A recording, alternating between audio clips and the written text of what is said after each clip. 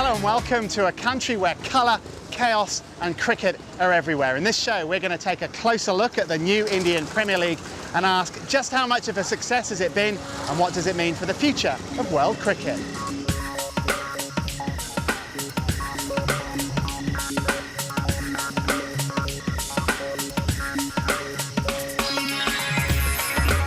With well over 1 billion people, India is the second most populated nation in the world. Despite suffering from massive overcrowding, extensive poverty and disease, it's widely regarded as one of the most beautiful and friendly countries, rich with culture and history. It's also one of the oldest civilizations, where there are more than 20 different languages and 6 religions, but one unifying passion.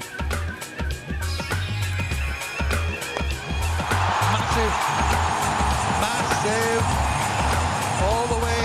Cricket in India and indeed the rest of the world is unlikely to ever be the same after the overwhelming success of the inaugural Indian Premier League. A hugely popular 2020 format with the biggest stars in the game, packed stadiums and a montage of sixes. I must say it is a landmark moment in cricket. It's going to be looked back on in years to come as one of the defining or changing moments in cricket history. In a country this size and an economy this size, they can't go anywhere but up. I think it's going to take the cricket world by storm. It had got to the stage where rain was a welcome sight for Martin Crowe. Brought in to help manage the Bangalore Royal Challengers and assist with tactics and strategy, he inherited a team full of stars, but short on 2020 experience. I can't say that it's been enjoyable, but I'm not here to have fun as such. I'm actually here to do a job. Whether I'll be asked back, I'm not sure. But I guess at the end of the day, I wanted to come here and lap it up and taste it. It's not tasting great. Just one trip. Oh, what's going on? Oh, mate, you've got a hell of a system back here. This is too sound. Whoa, whoa, whoa.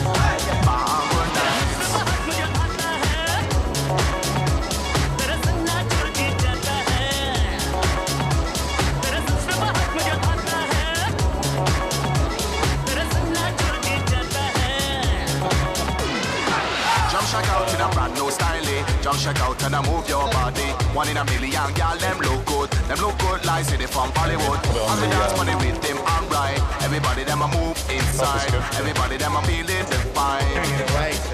Good nights. It doesn't. My name is Anil Kumar. Would you mind? Good nights.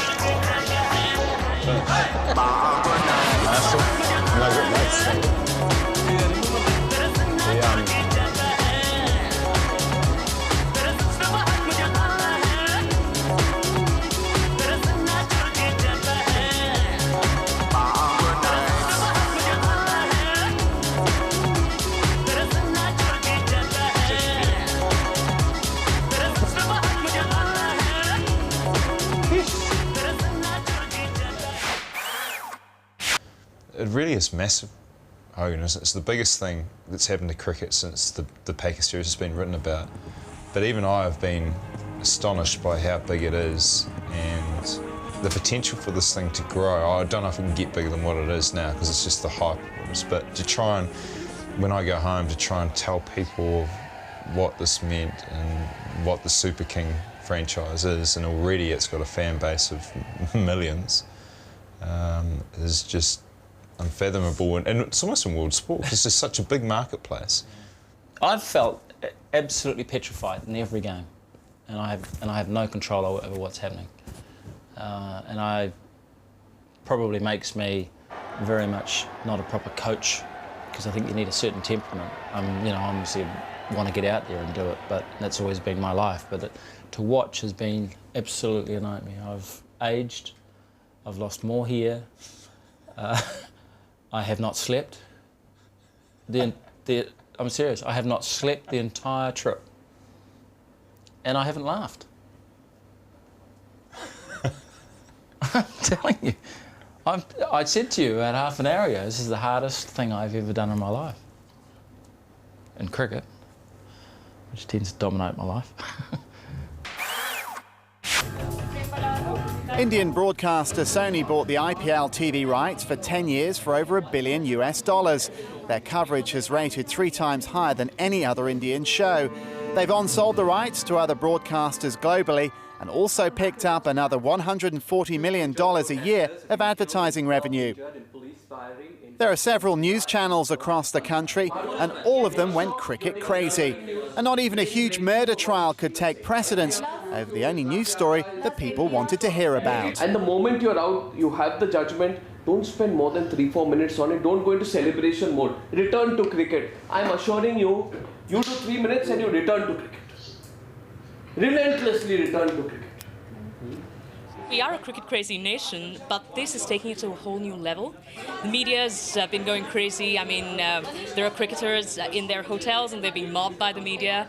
95% of our news right now on Times Now is based on the IPL. It's coming out of our ears, but it's great. This year alone, the Indian Cricket Board is expected to earn around $80 million US from the IPL, 50% more than it makes in a whole year. And because it's a non-profit making organisation, much of that will be ploughed back into grassroots cricket. Well, this is a typical Saturday club game in Bangalore. It's about 38 degrees. They've got no gloves, no pads, no boxes, but they do have some music, a commentator and plenty of passion. And it's the passion for cricket in India which has been the key to success for the whole tournament. I think it's a great format. Very entertaining, very different from the usual boring cricket we're used to. But despite winning just 2 out of 14 games, Scott Styris has enjoyed his time in Hyderabad. There's a match every 3 or 4 days and plenty of downtime. And like his Deccan Chargers captain, Adam Gilchrist, he's retired now from Test cricket and relishing his time in the sun. I do love coming here. I have really enjoyed this whole competition actually. It's been a shame that our team's come last, which is disappointing, but you know, it's been great mixing with a few of the other guys who I've played against for close to 10 years around the world. Like Stephen Fleming and Martin Crowe, Styris spent much of his time in the hotel. The players tend to get mobbed by fans when they go out, and security is often an issue. With only 4 international players allowed in each side, rotation saw Styris play 8 games in the IPL, averaging around 19. And while the Deccan Chargers didn't exactly take the league by storm, Styris has felt privileged to play in a league that he believes will change the face of cricket forever.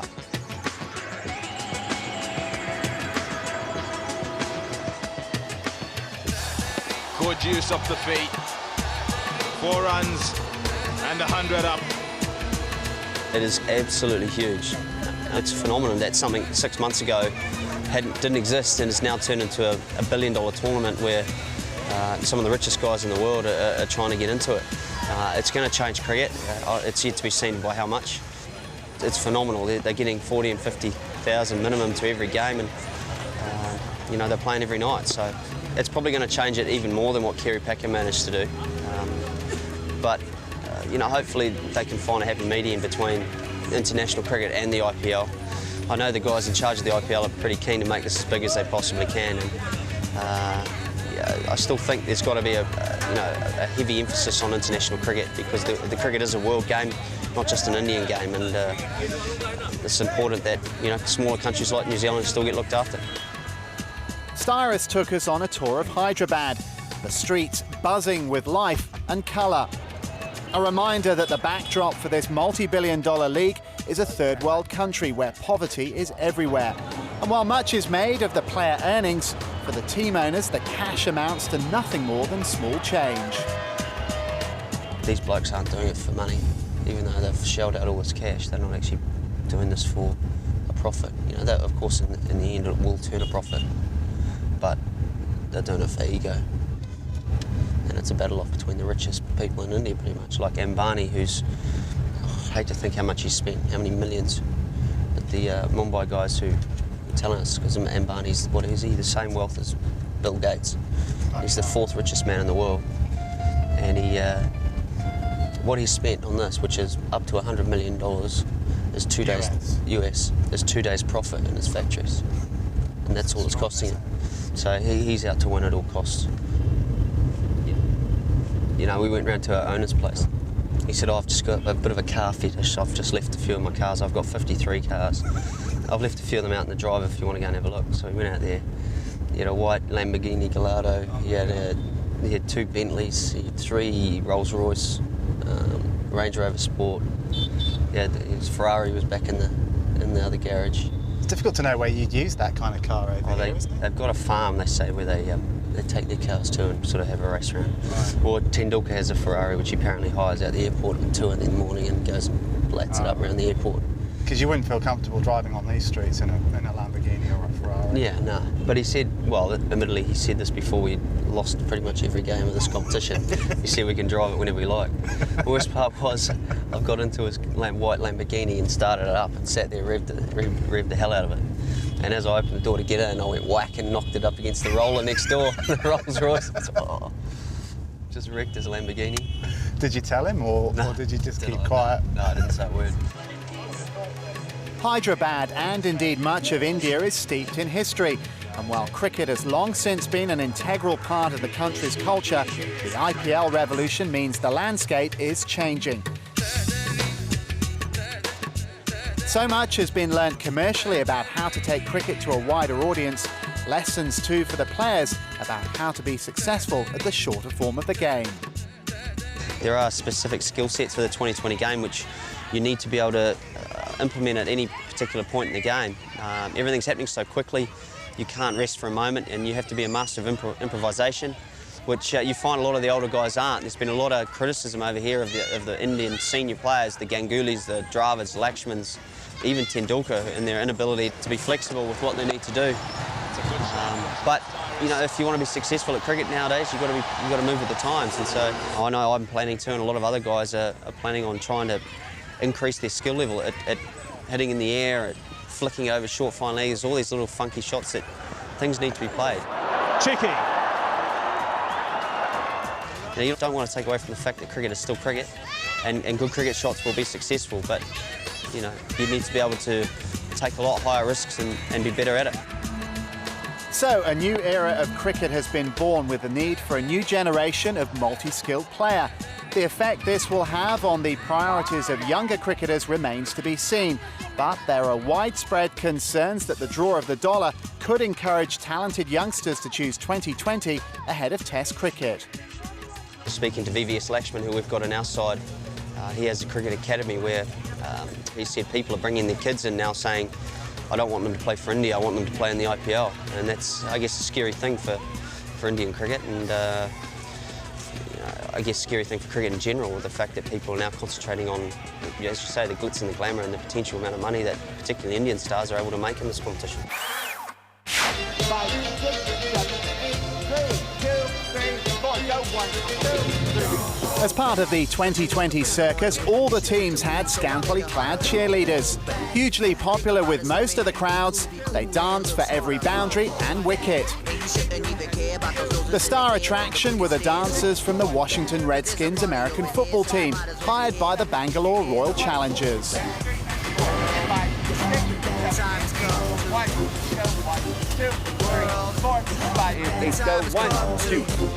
It is a true testament to the Redskins cheerleaders that we are truly the best in the entire world, and we were able to adapt very quickly. And the excitement and enthusiasm in the stadium when the cheerleaders first walked out and 50,000 people went crazy for them, we were just, I mean, it was speechless. The fans are awesome. We walk out in the stadium and everyone just loves us. They just stand up and cheer for us. And it's like, it helps us perform because everyone's so enthusiastic. Well, like the gateway of India, the IPL has become something that this country is very proud of. But are there any drawbacks? The big debate at the moment is, do we create a window for the IPL in international cricket? I think eventually it's going to be the other way around. I think we're going to be creating windows for the international games, and this franchise-type cricket possibly could be the major cricket that is played day in, day out. Lalit Modi, the guy who invented the IPL, he's pretty keen to make this as big as possible, and what doesn't really matter, whatever gets in his way, he's pretty keen to get his job done. My vision for the future is this. We are looking at putting a second season in place in the month of September, when we still have no cricket pretty much most places around the world. So if the IPL and 2020 continue to grow, can cricket sustain 3 different formats? Personally, I just feel that maybe the 50-50 over game is going to lose quite a bit of your audience sort of thing, because people now actually want to watch 2020 cricket. I mean, it's going to be pretty tough. If you can imagine, it's been reported in the media that some of the biggest stars in the world will earn between $10 and $15 million eventually for 7 weeks' work in this competition, which is staggering, which is, that's a lot more than even what the footballers are getting paid. It's going to be tough for players to turn down that sort of money when, they can slog their guts out for 10 months a year and make, 10% of that, if they're lucky. My suggestion is to everyone just to slow down a bit. We're just about through the inaugural year. It's been, as I mentioned, 8-9 months in the making, which is just extreme pace to hold such an event like this. $2 billion industry. And cricket as a body, be it administration, players or even spectators, over time will decide how big this goes. To Shane Warne and the Rajasthan Royals. India has staged a cricket revolution. One-day internationals are under threat, and the pulling power of the dollar could undermine Test cricket. Nonetheless, in many ways, the future of the sport has never looked brighter. 2020 and the IPL are a huge success, bringing more fans and more money into the game.